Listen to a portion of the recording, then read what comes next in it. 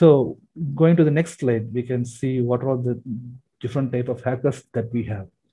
So we have three type of hackers. So coming towards the black hat. Black hat is nothing, one of the purest hackers where they don't have any kind of ethics from their end. All they need to do is just they need to hack into the system. They need to mention that they have gained such kind of relevant information.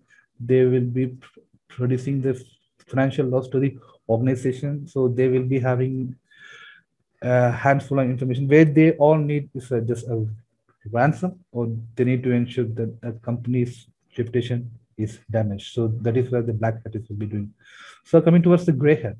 So the gray hat is nothing that they will be working on the either side. So they will be working on a organization and they will be doing the funding perspective kind of an hacking technology where they will be having access to the all the tools from their end. For example, if you're just trying to make an attack, you need to ensure that you are having enough licensed tool from your end, and even we do have open source tool, so we need to make sure that that tool is working efficiently. So if you're working one of the branded, yeah, reputed organization and you have access to all kind of tools that they have, but you're just trying to exploit that for one of the other organization, and you're just trying to bring down the brand reputation of the organization. So it is working on either side. So that is what they call it gray hat. So the white hat is nothing that we are a team who's going to work for the enterprise, and we need to ensure that we are defending our enterprise system and our organization is well safe. So we are kind of a defending team. So we need to ensure that our enterprise is defended, and we need to make sure that our applications or the project where we are about to work on it, we need to ensure that it is quite safe. So that is where the white hat comes into the picture. So let's go to the next slide here. What are the types of attacks that we have? So we have various types of attacks, and we will be having an wider aspect of why this kind of attacks are there and how they have been doing. So I will be coming to the one of the basic attack called as phishing. Phishing is nothing an email. So when you have an email ID, whenever you're just trying to get into any website, or they will be just asking you to enter your email ID and password. So for you, it's nothing. It's just a couple of email information is that is what you're gonna have. But if this kind of email is being shared to one of the vulnerable team, or if they are just trying to attack you, they'll be sending you an phishing email just stating that, hey, you just want to lottery, you just need to, all you need, you just need is to click this link, and you just need to fill this information, and then you'll be having and bumper offer. Either it can be a ransom, or else you'll be getting a money, or else you will be claiming a mobile, whatever games that they are playing. But by the end of the day, all you're gonna lose is your information, and they're gonna gain on that part, and you're not gonna gain any single penny on this. So this is one of the major kind of an attack that I'll be seeing. And then coming towards the DDoS, this is a distributed denial of service. So if I'm using one set of machine and then I'm just trying to attack one of the most famous website, it is called as a denial of service. So what if I'm having an n number of servers from my end, and I'm just trying to launch an attack in a very large environment? So that is what we'll be calling as distributed denial of service. So DDoS is a kind of an attack where we can launch that from any kind of servers from any region, and that can be of any kind of attack. So when you are doing such a kind of a huge attack, obviously the server will come into down. So let me share you one small example, but make sure that you are just quite aware. If you are doing a ping for a website, you can see that we are receiving a request from that particular website. But when you're just typing the ping command as -t, you can see that the request will be going in a continuous way. So that is one of the attack that I can say. But that doesn't come in the attack in this real-time scenario where you're just trying to ping that mission and ensure that is communicating. But what if such kind of actions are being done from more than thousand servers in a way. You're just blocking that service from all the customers. So you're just trying to evade the system and make sure that those servers are down. So that is one of the attack. And then coming towards the SQL injection. So this kind of attack is done on the web application. So you will be obviously injecting the code into the web application, and then you will just steal the information. So, and then I already shared what's a malware is. MTM is man in the middle attack. So you are having a system with you, and I'm just having access to your network. So let us say in this example, you're just getting into some one of the mall, and you're just trying to access a free Wi-Fi, and then you're gaining access to the internet, and then you're just trying to use your applications such as social media or Facebook or WhatsApp, whatever it might be. So what I will do is that I will just open Wi-Fi from my end. For example, I can say I know. So I'll be sharing the name calls on iNows, and then I will be mentioning as an open Wi-Fi, and then you guys need the internet, so you will be accessing the internet from my open Wi-Fi. So what I will do is that I will make sure the internet traffic is being forwarded to my personal system, and then only your system goes. So what if you're just trying to log into your email using my free Wi-Fi, and then I'm just trying to steal your information? So that is one of the best examples for the man-in-the-middle attack. So what is a password attack? So we will be having a set of passwords which will be openly available in one of the dark web. So dark web is nothing that out of the internet. When you're out of the internet, you will be knowing what a dark web will be. So we all will be aware of Google or any kind of an open search engine like Bing. But are you sure that the searches which you are doing, or the kind of an information that you're entering on that search engine, is it really getting encrypted and your information is not getting shared? So we need to ensure that it's being done. So if you're just trying to enter any kind of password by mistakenly, or if you're just trying to get this done, all these set of password will be stored in a particular repository, or even the hackers will be having a set of open password. So if a password attack is done, obviously your account will be compromised. And social engineering is one of the best example, where I'm just trying to enter all my personal information, or the very tedious files. If I'm just trying to share around on my social platform, that's it, my information is just being dropped off, and my data are all lost. So we need to ensure that our information is being protected. So these are all the one of the attacks that I can say. So this, you need to ensure that you're being protected from this kind of attack. So let's go into the next slide, as how to protect yourself from the cyber attack. So you all will be using the browser like Chrome, Firefox, Edge, Microsoft, Internet Explorer a lot. But are you very sure that whatever websites that you are visiting, it's not being monitored by any one of them? Or can you just imagine that your information which you're entering, even as a search, it is not being traced by anyone? I, Even I can say a best example how this can be effectively checked from your end. I think all of them will be using mobile, and most of them will be using your Android mobile. Using your mobile, you just try to say any of the famous sentence that you wish to say.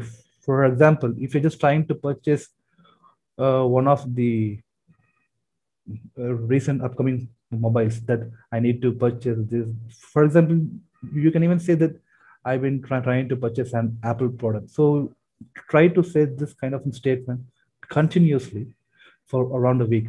By the next week, by the day 8, when you're just trying to explore the Google search in your website, I mean, from your mobile, the 8th day, you will see the list of Apple mobiles that are being launched, and what are all the Apple products that are going to be launched in the very next day. So such kind of information you're not going to search, but obviously when you're even saying in front of your mobile, even that kind of information is going to be steal. So even if you're not entering on, even if you're not searching any of them in the websites, even that information is being recorded. So we need to ensure that our phones are being stayed away, and we need to ensure this kind of activities is not done. So coming towards the browser, we do have an Tor browser. So it is one of the browser created by the US Department of Defense. So the major so the basic history that creating this browser is that we need to ensure that the traffic is not being monitored, and then we will be having a visibility that our informations are being saved, and it has been the traffic won't be going from one end to another end. For example, we are trying to access the Amazon website from your mobile. So all you're gonna do is that you're going to enter the Amazon.com, and it is going to reach the Amazon website. So the communication is going to be from your network to the Amazon server. But when you're using the Tor browser, the traffic will be redirected to multiple regions, to multiple Tor exit nodes, and the multiple servers will be interconnected. So I won't be having any idea where my traffic is coming from. For the first 5 seconds, my traffic will be from one of the country called as Russia, and the next 10 minutes, my traffic will be from USA, and then the next upcoming minute, my traffic will be from another region. All you can see this fantasy in the movies, but it's really possible using the Tor browser. So you can just explore that what the Tor browser is. So how efficient when it will be when you're using the Tor browser. You can have an n number of options in the browser. You can even add the block. You can even block the ads from your end. You can make sure that the website that you're going is only forcing to the HTTPS. So have you guys ever had an idea that whenever you are visiting a website, is it going into HTTP or HTTPS? You can just check that whenever you're going into website moving forward. Make sure that your website is moving into HTTPS so that you're just getting into the secured way. And you have a set of email. For example, even I have an email ID. Do I have any idea that my email ID has been compromised? Or if I'm having a set of email IDs, do you have any idea that your email is protected? We do have a website called as Have I Been Pwned? So when you're going over there, when you're just entering your email ID, you can go ahead and check that your email ID has been hacked in the previous cyber attacks or any kind of information that has been took. Even that is one of the open source website that is available. And then coming towards the email, we need to ensure that we are using one of the secured email gateway to ensure that our information is done. So Proton email is one of the email where I can recommend. There are very secured way of mailing system will be then where the mail will be encrypted. And then coming towards the 2FA is nothing but two-factor authentication or multi-factor authentication. So when you're using your email, you must not have the password as the only kind of security. So whenever, even when you're using the mobile, initially we had the password, and then we are having the fingerprint. Now even now we are having the face recognition. So that is one of the multiple set of authentication that we need to enable. So what if your password is compromised, and if I'm just trying to gain access to your account? So to avoid that, we need to have multiple authentication to ensure that your account is protected. And VPN is virtual private network. So VPN is nothing is that one of the best way to secure your traffic. Even Tor is using one of its own VPN where we can divert our traffic. If you're not very comfortable to use the Tor browser, even you can even use the VPNs to redirect your traffic. And we need to have a backup. So what if your data is being hacked, or what if your data is being encrypted in one of the ransomware attack? So we need to have a backup initially that all our sensitive informations are being stored up. And the last point is don't use public Wi-Fi. I think I already explained one of the best examples. So ensure that you are staying away from the public Wi-Fi. So these are all the major things that you need to look forward. So let's go to the next slide now. So when you're going into the cyber attack, so let's try to have a glance on that. What are all the fields that we have? So when you're coming into the enterprise security, it's not that you're going to secure only one thing. We have n number of teams in the cyber security. We have application security, information security, network security, and then the operation is doing good, and then the encryption is done. Access control. So access control is one of the team where they will be validating that all the data and all the access that you are doing, that even that is being secured, and the end user education. So we need to educate all the person in the enterprise environment to make sure that are you even having a wide knowledge that how we must protect ourselves from cyber attack. So it is not a part of a cyber security team alone that we need to defend. Even as an end user, even as a part of an employee in an organization. So each employee need to be aware what is a cyber security and how we can prevent it. And then we will be having a recovery team, that is the backup team.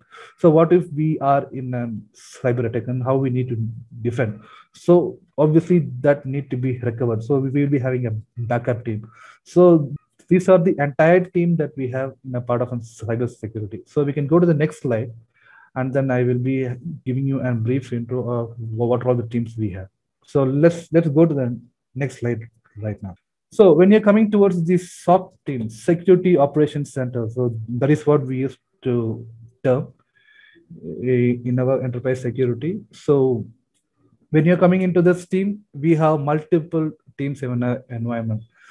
So if you're trying to get into this team, I mean, getting into the part of cyber security, it's not a single terminology.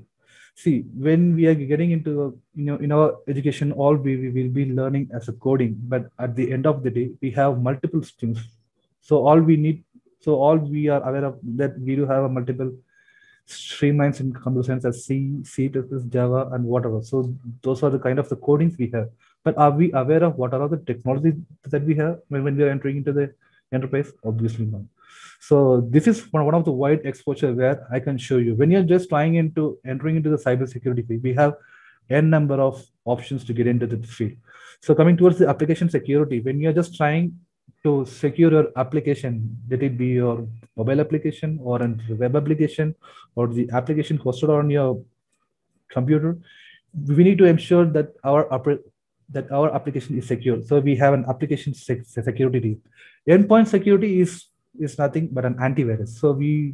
So you all might be aware that we have many antivirus solutions such as McAfee, Symantec, Kaspersky, Bitdefender, etc. and etc.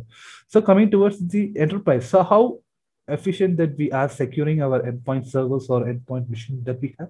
We do have a separate team for that. So and then we have a network security, and that is one of the vast topics. So we have a network security in team where you need to secure your network. We need to make sure that all the connections are getting blocked. Only the recommended traffics need to be forwarded, and only the concerned ports need to be open.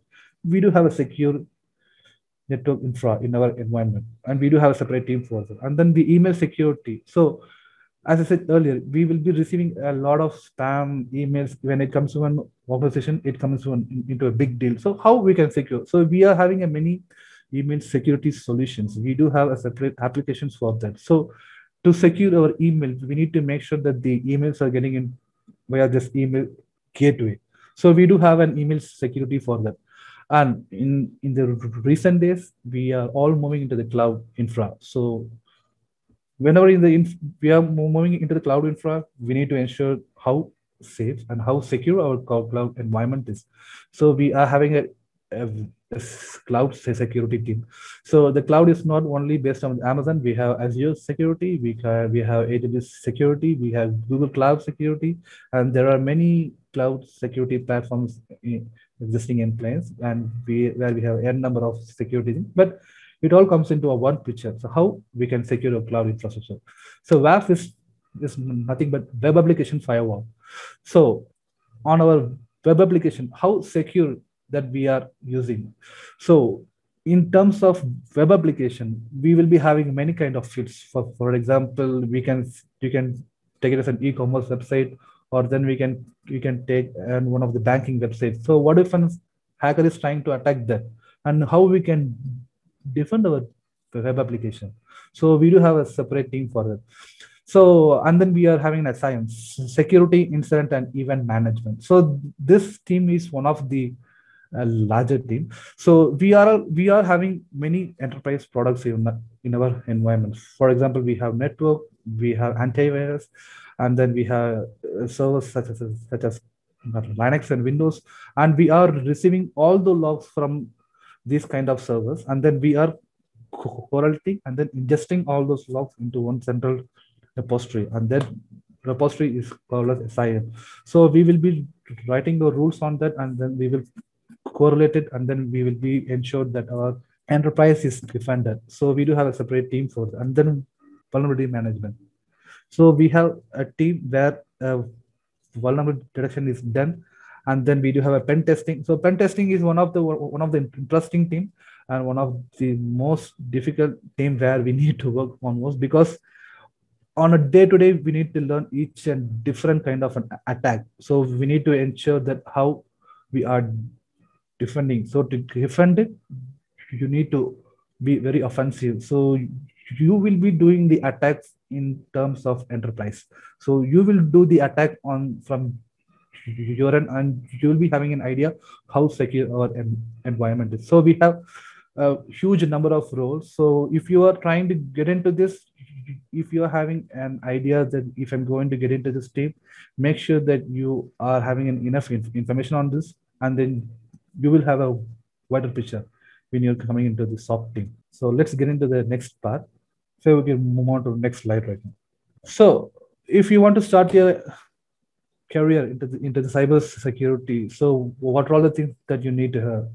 So from my foremost experience, what I would say is that if you have a self interest on your end, wow, this seems to be a very good platform. And if I'm trying to learn, so that comes into the picture. First of all, that if you are very much interested in this, you'll be having a large number of scope to get into this field, because by the end of 2030, we will be lacking more than 100 million of cyber security experts in all over the world. I've seen in all over the world, because we are having a few hand numbered count experienced persons who is working on the part of cyber security. So we have a vast number of opening in this field. So we need to ensure that we are quite familiar on this. So on a day-to-day basis, you can learn the cybersecurity language. So you can just get into the website and just try to get knowledge on that part, and then you just try to be updated with the cybersecurity news, that whatever that trending. So you can have many feeds. For example, I can say the bleeping computer. So that's one of the famous website where I can say all the latest attacks that will be discussed over there, and they will be revealing the news over there. So what kind of attack has happened, and what are the things that we need to be aware of. So, and if you are just trying to get into this field, and if you're new to this career, so what are the things that you need to cover? So first, what I was saying is hardware basics. So it might be sound very silly that we have been trying to learn from the scratch, that we all know the hardware basics, that we'll be quite aware of. But when you're coming into the terms of enterprise, we have a vast kind of terminology to be spelled. For example, we will be having an idea of what is a server and what is a networking device. So what if you're coming into the enterprise, they are saying that, hey, we got an attack on one of the SNS center or one of the NAS center.